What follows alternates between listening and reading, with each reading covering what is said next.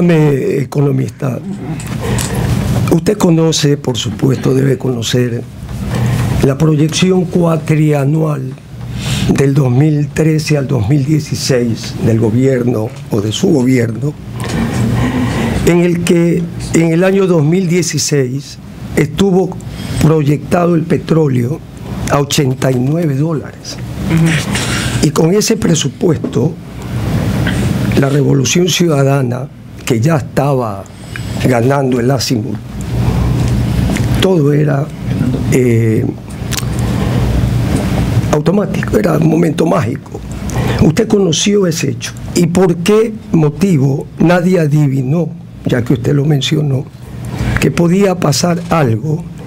E inclusive, terminando este primer cuestionamiento, y muy breve, 2 o 3 preguntas más, en las redes internacionales de las que vivimos los que trabajamos ajenos a todo gobierno, excepto a servicios de carrera, ya se conocía desde el año 2014, por lo menos, que el negocio del petróleo iba con algunos problemas, cuesta abajo en el precio. ¿Usted conoció eso y por qué ese presupuesto cuatrianual? A ver, usted se está refiriendo al cuatrianual del 2013 al 2016. Yo ya estaba fuera del gobierno, por lo tanto yo no. Yo no he estado en la parte formal. Sin embargo, yo sí quiero mencionar el siguiente. En primer lugar, yo no soy experta petrolera. Sin embargo, es cierto que fui la representante ante la OPEP, en la mesa económica ante la OPEP entre los años 2008 y 2010, me parece, ¿no? Entonces, algo me debe de haber quedado del tema, ¿no, verdad? Adicionalmente, por mis funciones en el Ministerio de Finanzas, también tuve que necesariamente conocer bastante el tema. Y adicionalmente, dado que enfrenté un problema, un bache internacional bien importante en el año 2008 y 2009, déjeme decirle que en su momento me metí personalmente a hacer las estimaciones del precio del petróleo con los técnicos apropiados del Ministerio de Finanzas, sobre todo para ese primer trimestre tan difícil del 2010-2009, ¿no? En donde era vital. Y nos equivocamos, con una centésima. Bien. En la aproximación. Entonces, déjeme contestarle eso por mí, porque estos son los antecedentes nomás. Es decir, el tema de la predicción del petróleo es muy complicado, porque no solamente se necesita ser un técnico importantísimo o muy, pero muy versado en el tema, sino que además se necesita ser un político muy, pero muy analítico de la problemática geopolítica mundial, porque el tema del petróleo, su principal variable se llama política. Así bien. ¿Ya? El Fondo Monetario Internacional, a propósito de sus comentarios, que no sé pues si los hace en la vida privada o como funcionaria pública, impone normas y reglas. Y conoce usted que luego de reconocer el gobierno de la Revolución Ciudadana... ¿Por qué le preguntas que si ella se impone normas y reglas para su vida privada? Porque lo dijo y no conozco si es que en ese momento ella estaba o no en funciones. En todo caso, fue funcionaria pública. El Fondo Monetario Internacional por una sola vez le aceptó al grupo económico del gobierno del señor economista Correa recibirlo en Washington, pero que la próxima vez querían venir al Ecuador. Usted es economista, yo soy contador público autorizado, muy antiguo. Bastante antiguo. Bastante. No tenga de eso la menor duda. Y querían ver in situ las cuentas. Hasta allí llegaron las relaciones. Y como tal situación, y en comparación con los países vecinos, por no irnos más lejos, ¿cuál es la utilidad respecto de la contratación hasta del 40% del Producto Interno Bruto? Es decir, una deuda que depende quién la interprete o quién la alegue, oscila en 30 y pico de mil millones de dólares, o aunque sean los 10.000 o 20.000, de haber contratado en condiciones leoninas. Y en comparación con el gobierno del señor Lucio Gutiérrez, del mismo doctor Palacio, con presupuestos que no llegaban a 9.000 millones de dólares o 7.000 millones en el 2007, el gobierno del señor Correa inmediatamente incrementó el presupuesto a 11.000, 12.000 el primer año. ¿Cuál es esa circunstancia política, económica? A ver, su pregunta tiene dos partes, en realidad tres.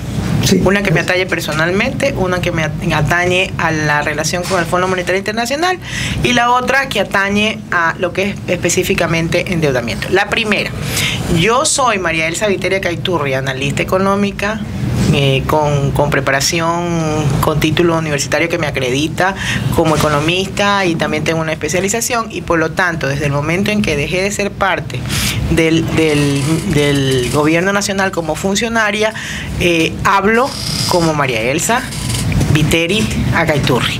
Hasta ese momento, o hasta el momento en que fui funcionaria, debo decir que en algunas ocasiones me atribuí la posibilidad de hablar como María Elsa Viteri Acaiturri, pero fundamentalmente en estos temas y cuando correspondía a mi ejercicio de funciones, lo hacía como ministra de Finanzas del Ecuador. Lo cual me lleva a algo importantísimo, y hago el salto a la segunda pregunta, que es el tema del Fondo Monetario Internacional. Porque en ese tramo siempre hablé como ministra de Finanzas. Yo le quiero contar a usted que cuando se produce el tema o la decisión, que tiene una decisión de orden de soberanía, porque el problema es que usted se salta una parte importantísima, que son las imposiciones del Fondo Monetario Internacional a países como el Ecuador, porque no solamente se las impone al Ecuador, sino que se le impone a muchos países, en donde realmente se le obliga en determinado momento a situaciones que son realmente vergonzosas. Y a privilegiar la deuda. Exactamente. De hecho, quiero comentarle que existe un proceso muy importante y un movimiento muy importante que tiene que ver con las reuniones múltiples en donde se está conversando la reconstitución o la variación de la conformación de estos organismos, porque evidentemente son completamente inequitativos y son marginadores, y son realmente, si se quiere, tienen una posición muy, pero muy opresora.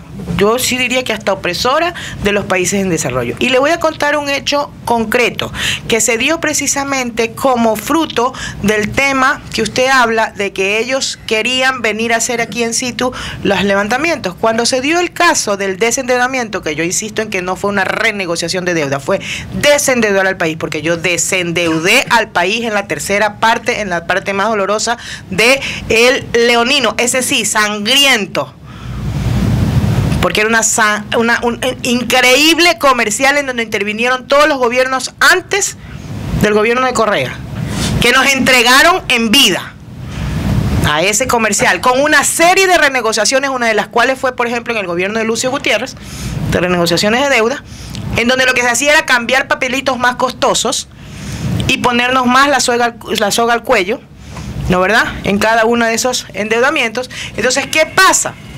Cuando yo estaba haciendo el desendeudamiento, ocurrió por ahí que también necesitábamos supuestamente, para gestionar el financiamiento del Estado con el BID, la famosa carta de intención, que no entendíamos por qué el BID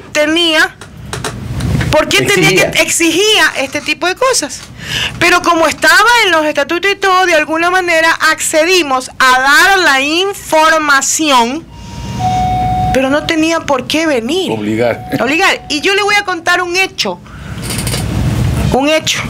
La conversación del análisis o de los resultados de esa parte se hizo vía, ¿cómo que se llama esto? Cuando uno tiene... Skype. Yo también soy antigua, videoconferencia, yo también soy bien antigua, y para mí la videoconferencia para mí es extraña, me parece estar en la guerra de las galaxias en tecnología, ¿no verdad?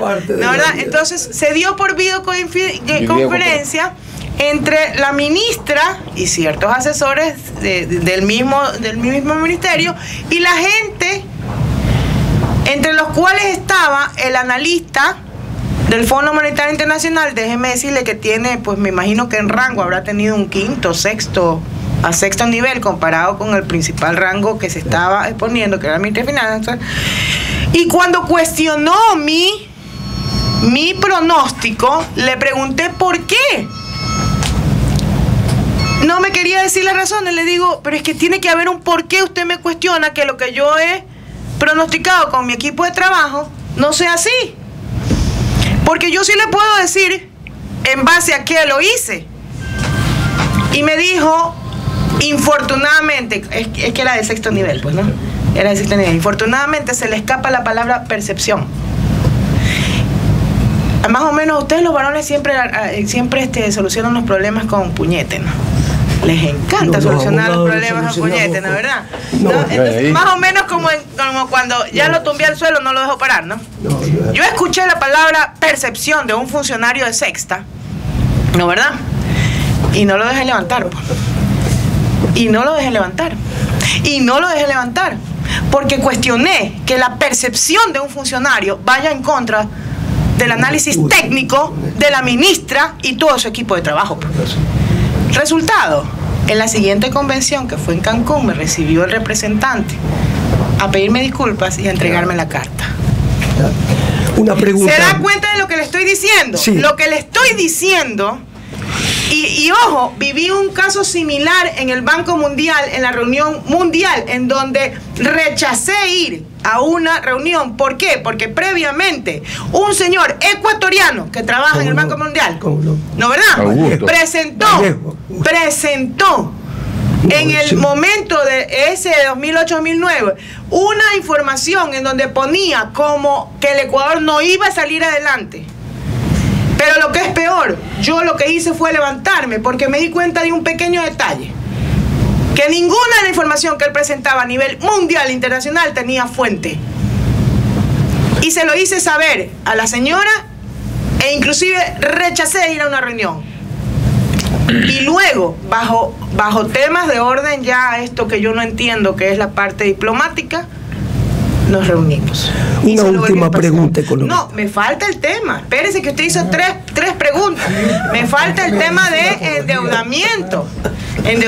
No hay límite de... Déjeme decirle que en el tema del endeudamiento, aquí, a ver, el tema es clarísimo. Te está dando existen niveles, hiciste algo que ya te está dando existen también niveles de seguridad dentro de las cuentas nacionales que indican si uno traspasa o no traspasa los límites de alerta. ¿A usted le parece que pagar más del 50% de nuestra liquidez en determinado momento, o por el 40% por ahí, de nuestra capacidad, mandarla al exterior como pago de la deuda externa, es más seguro que tener menos del 40% de endeudamiento? ¿Le puedo hacer una...? No, es que quiero hacerle una pregunta. No, solamente... perdóname un ratito, Germán. Es que estamos ahorita viviendo casualmente el día de hoy movilizaciones de las organizaciones sociales que de alguna manera crean este factor que digo yo que de incertidumbre, que estando necesitados de recursos, pero cada día nos hacen más difícil los propios ecuatorianos en dar estas señales al exterior. Así es. Entonces, ¿qué hacer frente a esto? Mira, yo creo que, y aquí me vas a permitir aclarar un momentito, porque muchas veces se piensa que María Elsa Viteri está defendiendo lo indefendible, como me lo dijo un periodista. No se trata de que estoy defendiendo lo indefendible. Se trata de que estoy tratando de ser objetivo. Que el pueblo ecuatoriano tiene que aprender a leer los hechos. Lamentablemente nos dejamos llevar por las conclusiones que uno sacan. Y conclusiones que a veces deben de ser realmente cuestionadas en función de en base a qué sacas esa conclusión, porque no son hechos. Entonces, ¿qué pasa? No es que María Elsa Viteri esté defendiendo una posición. María Elsa Viteri lo que intenta es analizar, a ver, qué hechos tengo y cuáles son los resultados que se están dando. Entonces, lo que yo sí quiero es que en todo caso, este gobierno ha tenido muchísimos muchísimos errores o resultados no deseados. Vamos a ponerlo desde esa perspectiva, porque yo no creo que ningún gobierno entre con mala intención. Errores de buena fe. O sea, no, yo no los pongo como errores de buena fe, déjeme decirle. Yo los pongo como resultados deseados. Ya. Déjeme decirle. Y que no yo en eso soy original. Entonces, no se depende de él, ¿no? Pero definitivamente es importante sentarse a analizar realmente las situaciones y las condiciones, así como en determinado momento, una parte que para mí es muy importante, haber dado la luz pública lo que pasó en el endeudamiento anterior, que no nos dejaba crecer y no nos dejaba desarrollar, se hizo bajo una base de auditoría. Y fíjate que realmente fue importantísimo. Mira tú que hasta ahora sigue siendo uno de los puntos que se saca como de mayor importancia en este país. No vencimos a nivel nacional, vencimos a nivel mundial. Porque hicimos lo que no ha hecho nadie en el mundo. Ahora, analizar lo que pasó o si se ha desaprovechado, eso tendrá que ser materia de análisis, pero con hechos reales, no con suposiciones. Hasta el momento, desde su óptica, ya como analista económica y fuera del gobierno, los resultados de las salvaguardias que terminan el mes de julio. Pero antes de que conteste María Elsa, tenemos una llamada telefónica. Adelante, muy buenos días. Buenos días, señores periodistas y distinguidas economistas. Créanme que la felicito y la estimo tantísimo a usted, porque de todos los señores ministros que han pasado por el Ministerio de Finanzas, yo recuerdo tanto, quisiera hacer memoria bien toda la frase que usted dijo cuando una entrevista que le hicieron, de que no compartía algo con esto del señor presidente, y a los pocos tiempos usted presentó su renuncia.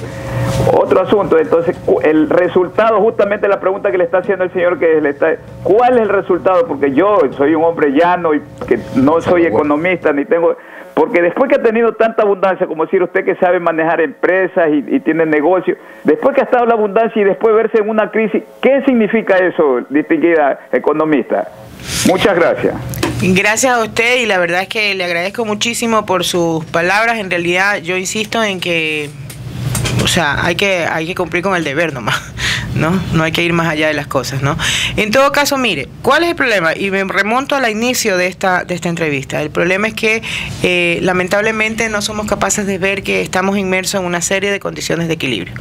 El problema fue en un entorno internacional, además inmerso en un entorno internacional, y se necesitan tomar ciertas medidas que necesariamente nos van a afectar y que van a afectar mayor o menormente a ciertos grupos. Ahora, el tema es clarísimo.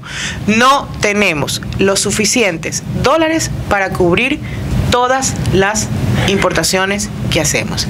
Y dentro de ese marco hay que buscar el instrumento adecuado. Ese instrumento adecuado para proteger la dolarización.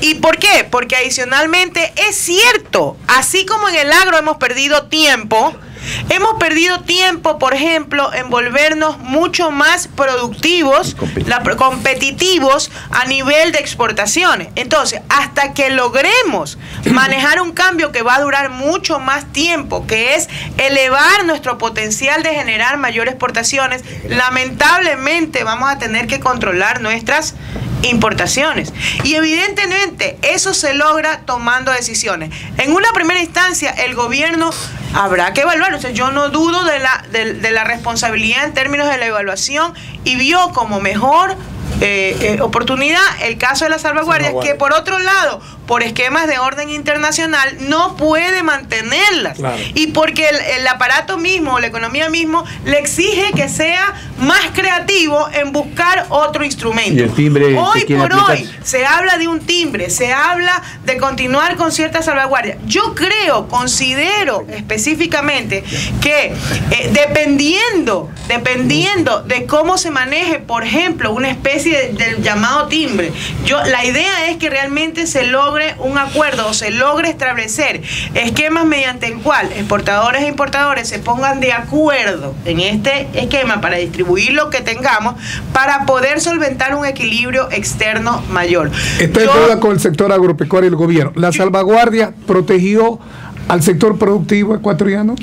O sea, de alguna manera no es que protegió al sector productivo ecuatoriano. O sea, lo que su primera opción era realmente lograr un equilibrio externo para que no se siga yendo, y de esa manera se protege el equilibrio macroeconómico, no se siga general, desangrando, y la estabilidad no se siga desangrando. Entonces, ese es el punto. Y con el hablando del sector agropecuario, o sea, yo creo que hemos conversado en algunas ocasiones. Yo pienso que definitivamente ya a estas alturas, el tiempo que nos queda, lograr con lo planteado en el objetivo del plan del buen vivir va a ser muy complicado. Sin embargo, creo que todavía es oportuno y todavía se pueden lograr ciertos aspectos de orden primordial para poder comenzar y poder retomar esa reestructuración del sector agrario. Y desde esta perspectiva, mire, hay que tener bien claro, una cosa son las medidas que establecen la solución para el corto plazo, o que por lo menos mitigan un poco la problemática, y otra cosa son las decisiones que se toman en el largo plazo que hacen un cambio estructural. Lo que siempre hay que tener en claro es que estas medidas de corto plazo tienen que ir necesariamente aparejadas con medidas de cambio estructural. ¿Para qué? Para que no se vuelvan a generar la necesidad de tomar estas medidas de corto plazo, que normalmente son las que no convencen sino a muy poco, o que son el mal menor, digámoslo así. Es que eso es lo que hay que entender. Lo que hay que entender es que lamentablemente cuando estamos metidos en una problemática de esta naturaleza, tenemos que tomar medidas de corto plazo. El problema está en reclamar o evaluar qué tanto se hizo para que esas medidas no tengan que ser tomadas.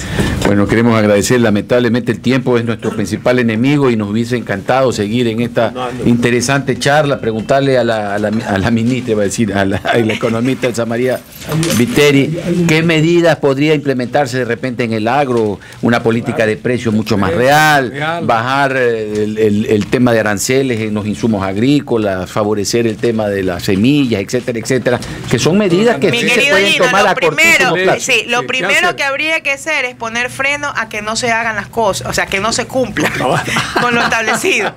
¿Sí? O sea, yo creo que en el agro lo primero es métele freno a dejar la especulación, a los intermediarios, a los contrabandistas. Sí, o sea, dejar de cumplir ciertas cosas, pero que tiene que ver con un trabajo mancomunado, porque el Ministerio de Agricultura no tiene todas las condiciones para poder frenar. Pero ahí es lo interesante. Ver exactamente quién es el que tiene el liderazgo. Es más o menos como yo siempre le digo al Ministerio del Ambiente. Sí, tú no eres el Ministerio de Turismo para levantar playas, pero al tener tú una playa protegida, te conviertes en el punto medular para catapultar lo que es la intervención del resto de ministerios, porque la playa, en playas, es el foco central de su desarrollo. Gracias al economista María Elsa Viteri, a ustedes, amigos oyentes, por habernos permitido llegar hasta vuestros hogares. Buenos días.